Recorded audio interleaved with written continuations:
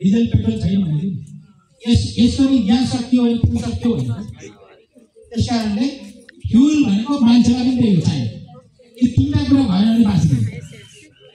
त्यस कारणले fuel hit र अक्सिजनको कम्पोजिसनबाट फायर भन्छ। र विद्यार्थी भाइहरूलाई मैले के भने fire is the chemical reaction of three elements fuel hit and oxygen. Clear छ? यदि तीनटा चिजबाट आगो बन्छ भने आगो कसरी निप्छ? आगो कसरी निप्छ भन्ने थाहा गर्नु हो। अब आगो कसरी निप्छ भन्दाखेरि जसरी एकजना मान्छे जीवित भइराख्नलाई हिट चाहिँदो रहेछ, ताप शक्ति चाहिँदो रहेछ, सूर्यको किरण अथवा तातोपना चाहिँदो रहेछ, अक्सिजन चाहिँदो रहेछ, खाना चाहिँदो रहेछ। यदि यो तीनटा कुरा मध्ये एउटा कुरा भएन भने मान्छे बाँच्छ? ल भन्नुहोस् त। बाँच्दैन। अक्सिजन भएन भने मान्छे बाँच्छ? खाना प्रशस्त दिनुहोस् अनि हिट पनि दिनुहोस्, अक्सिजन नदिनुहोस्, मान्छे बाँच्छ? बाँच्दैन। खानै नदिनुहोस्, अक्सिजन र हिट मात्र दिनुहोस्, बाँच्छ? बाँच्दैन।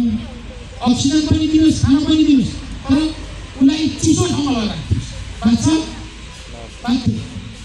तीनटा चिज यसको पनि फरक हुन्छ।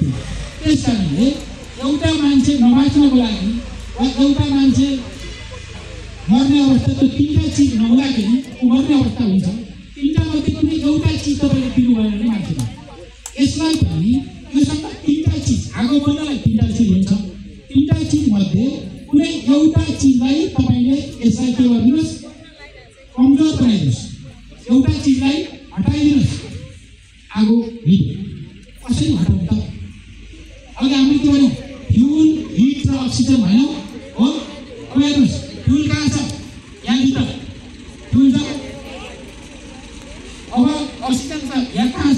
यहीँ बाहिर छ। अब हामीले यहाँ लाइटर बाल्ने बित्तिकै यो आगो कम्प्रेसन भयो।